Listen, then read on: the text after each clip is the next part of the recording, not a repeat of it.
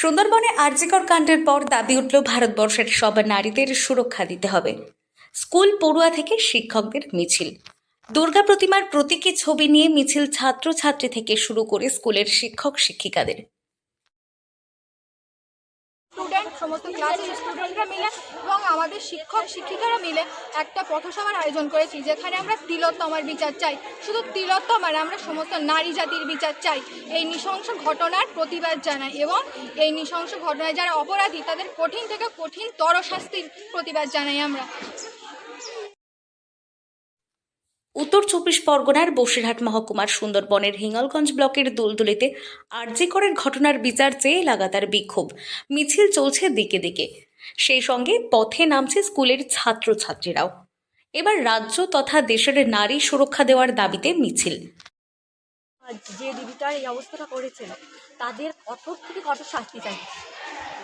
তার জন্য ঠিক আছে বল, এই জন্য আজকে আমাদের এই প্রতিবাদ, নারী জাতি খুব এই জন্য আমরা এই সভা করেছি, এই জন্য আমরা সভা করেছি, প্রতিবাদ সভা করেছি। তাদের জন্য কঠিন থেকে কঠিন শাস্তি হয়, ফাঁসি হয় যেন কঠিন। Dulduli Mathbari DN high school ও ন্যাজাট নেতাজি বিদ্যা মন্দিরের কয়েকশো ছাত্রছাত্রী স্কুল থেকে বেশ কয়েক কিলোমিটার পথ হাঁটল, মিছিল করল। এই মিছিল থেকে দাবি উঠল রাজ্য দেশের বিভিন্ন প্রান্তে নারী সুরক্ষা দিতে হবে।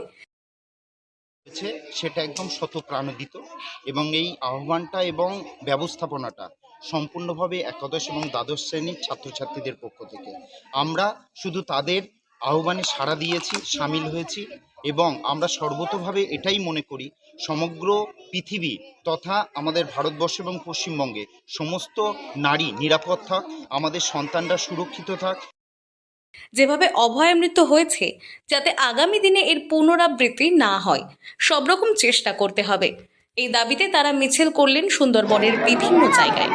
উত্তর 24 পরগনার বসিরহাট থেকে জুলফিকার মোল্লার রিপোর্ট, লোকাল 18 বাংলা।